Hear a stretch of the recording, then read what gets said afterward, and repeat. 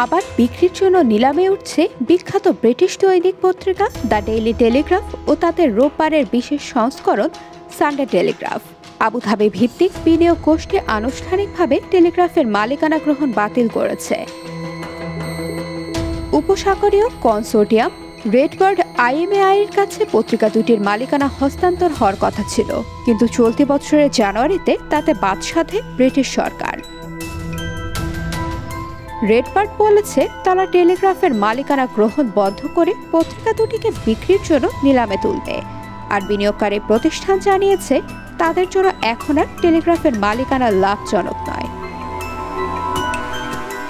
যৌথভাবে সংবাদপত্র গোষ্ঠীটিকে বিক্রির জন্য নিলামে তোলার সিদ্ধান্ত নিয়েছে সংযুক্ত আরব আমিরাতের ভাইস প্রেসিডেন্ট শেখ মনসুর বিন জায়েদ আল নাহয়ান ও মার্কিন বিনিয়োগ প্রতিষ্ঠান বেডবার্ড ক্যাপিটাল পার্টনার্সের অংশীদারত্বে গঠিত রেডবার্ড আইএমআই। টেলিগ্রাফ মূলত কনজারভেটিভ পার্টিপন্থী পত্রিকা। এ পত্রিকার মালিকানা বদলের তীব্র বিরোধিতা করেছিলেন অনেক টরি এমপি। মালিকানা বদলালে পত্রিকাটির বাক স্বাধীনতা ক্ষুণ্ণ হতে পারে বলে আশঙ্কা প্রকাশ করেন তারা।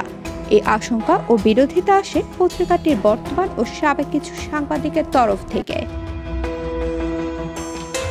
রেডবার্ড আইএমআই এর ৭৫% অর্থায়ন আরব আমিরাতে।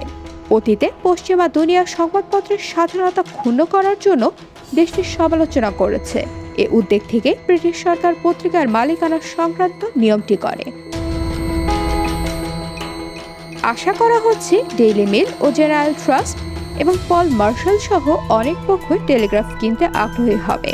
মিডিয়া মোগল রুপার্ট মার্ডকের মালিকানাধীন নিউজউইকেও গত সপ্তাহে টেলিগ্রাফ অধিগ্রহণের আগ্রহ দেখিয়েছে।